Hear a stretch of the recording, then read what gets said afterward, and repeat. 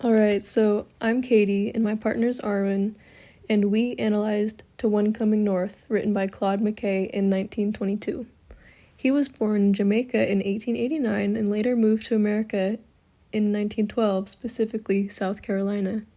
In 1914, he moved up north to New York City, and throughout his time in America, McKay encountered various forms of racism, which later wove its way into his literary work. McKay was a key figure in the Harlem Renaissance literary movement and used his platform to write about the inequalities occurring in America at the time. His poem To One Coming North not only looks at life in the North versus the South, but how life has its highs and lows. At first you'll joy to see the playful snow like white moths trembling on the tropic air, or waters of the hills that softly flow, gracefully falling down a shining stair. And when the fields and streets are covered white, and the wind-worried void is chilly, raw, or underneath a spell of heat and light, the cheerless frozen spots begin to thaw. Like me, you'll long for home, where birds' glad song means flowering lanes and leaves and spaces dry, and tender thoughts and feelings fine and strong, beneath a vivid silver-flecked blue sky. But oh, more than the changeless southern isles, when spring has shed upon the earth her charm, you'll love the northland wreathed in golden smiles by the miraculous sun turned glad and warm. This poem is a message to Black Southerners and the people back from his home country, Jamaica. He tells them that when you move to the North, you will love the snow and chilly weather. However, the winter fun eventually comes to an end and he finds himself longing for home. Luckily, the spring climate comes soon enough and reminds him once again that he loves the North.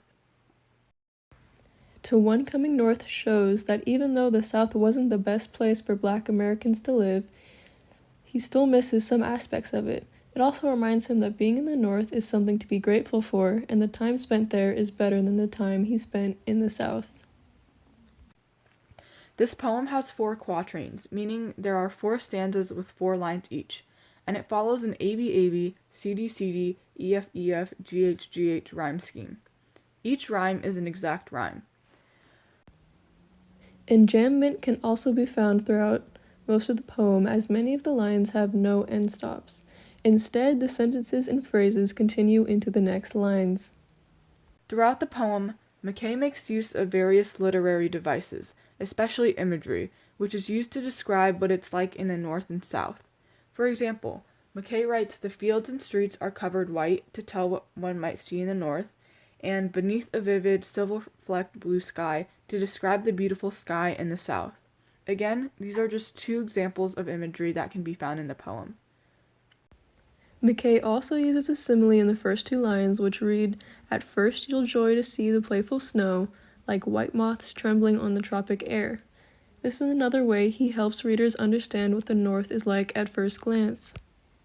McKay writes to inform readers of his experience and feelings about living in 2 different places. A great reminder that poetry is just one of many mediums used to express oneself and send a message to others.